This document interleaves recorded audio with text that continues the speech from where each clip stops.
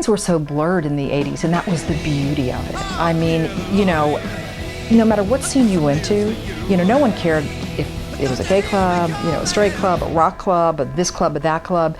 Everyone did this. And that, once again, was the beauty. It was the gift, you know? And that's what made it so special. Some of the first bands that I saw here were the Restraints and the Producers, Swimming Pool Cues, the Brains, you know, a lot of new wavers, a lot of punk rockers, and straight, like, satellite rock and rollers. The sound was explosive, the energy was fantastic, just kinetic energy. This was more than just about pop music. This was a period of cultural importance for this area.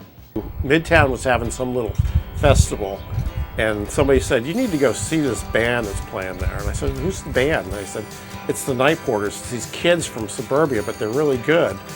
And so I said, "Okay." I'll walk down there, and they were all very young at that time. I mean, I don't think they played more than 5 or 6 gigs, you know. The energy that they had and the songs that they had written, to me, were like, you know, this isn't like anything I've heard. You know, this is like a mini Clash in Atlanta, you know, these young kids. And I got very excited about it. So we told them, you know, would you want to play at one of our openings? So they played at our second opening. And as it went on, they basically became our house band in a sense, because they were involved with the arts and the music, and found out that a lot of them had moved to Pershing Point. It was just a great artistic scene. That's not including just bands, but artists, dancers, and just all kinds of different art coming at you left and right, night and day, especially where we were in Pershing Point. It was ground zero for, you know, an explosive energy scene. You know, they played, and I think they played just about every opening we had in one form or another. I mean, we threw other people in there at the end, Arms Akimbo, and then when the Nightporters had dissolved, Driving Crime played our last show. But it was an exciting time, it really was. Dominate your majesty, I tried your quiet vanity. Dominate your cigarettes, and fingers touch your travesty. Gay time with gay things, you rush to shore and fade away. Dominate, you are my weakness,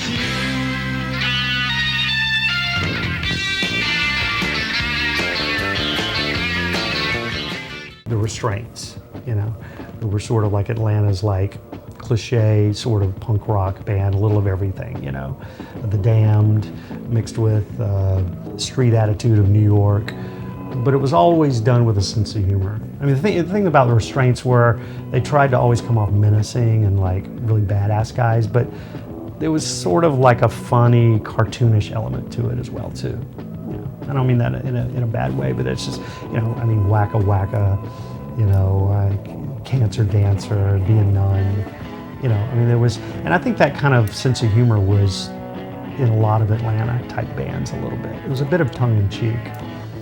I had a 57 Chevy, so I would have to drive Chris to the front door of 688 because he wanted to be seen in the 57 Chevy. And Chris was always getting me to do little things for him, which I like Chris, so I'd do it for him. And one time he said, "Hey, Clark, I need to go sell some of my leather." He made leather goods. You know, he's kind of blind as a bat, but he made these little leather goods. And we went to Bulldogs one night. Unbeknownst to me, he said, "I just got to take these over someplace." And so, you know, we get in the car and go over, and all of a sudden we're at Bulldogs, and I'm going, "Chris, what is this place?" "It's a lot of gays, but they're really nice guys. They buy my stuff, and it's okay, you know." So, you know, Chris was always interesting, always interesting. I got a call from Spencer Thornton, who had gotten some notoriety for making this parody of Roots called Boots at I think it was at Georgia State.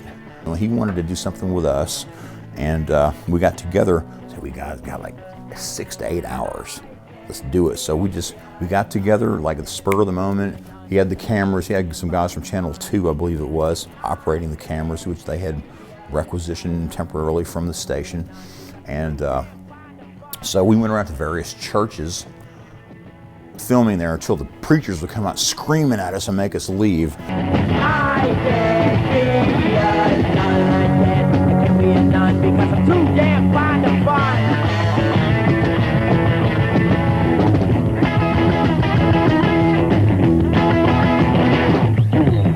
Brother often told me when it came to Judgment Day, they sent me straight to hell for the dirty games I play. Can it be a nun? Too fond of fun. Can it be a nun? I'm too fond of fun. Can it be a nun? I'm too fond of fun. Let's take the Brains. This is a band that put out, they were the first band from our world to get a major label deal with Mercury. Tom Gray was the main songwriter. He was a great musician who had an electronic sensibility, whereas most of the groups that we were part of were guitar bands. This was the kind of talent that the area had in its underground. Dancing Under Streetlights was on the EP that we did on the Landslide label. That came out in '82. At that time, MTV was just getting started, so it was a little more wide open at that time. A small label could get a video on there. They were hungry for material. A guy named Spencer Thornton directed the video. We shot the band playing in an empty house. This woman, Rose Lynn, who was the Rose of Rose's Cantina, owned a house over on, I forget, Greenwood or St. Charles, but over there in the Virginia Highland area. And it was sitting vacant, so we just went in there and shot the video of the band playing in the empty house. But Spencer said, well, this isn't enough, we need more. So I had the idea of getting out and riding a bus. We just caught the number 23 Peachtree and rode on the bus out to Oglethorpe, and where they parked the bus, and the driver went off and said, just shoot whatever you want, don't tell me about it because you're not supposed to do this. The most fun part was shoot it down to 688. We were able to get a permit with the city to close off Spring Street down there. This is Spring Street just north of North Avenue. Closed it off, I think, between 2 and 4 a.m. or something like this. We played our show at 688. Then went out and got everybody in the crowd to come out into the street. And Charles had a drum set up on the roof. And we were out there just dancing with people. And people who were just driving by would stop and park and, what's going on, get into it. People who'd been out on partying all night, all sorts of people. I remember there was an older woman in a mink coat out there dancing. So it was a lot of fun and a chance to really do something down there at 688, which was, as I say, just a great venue for us.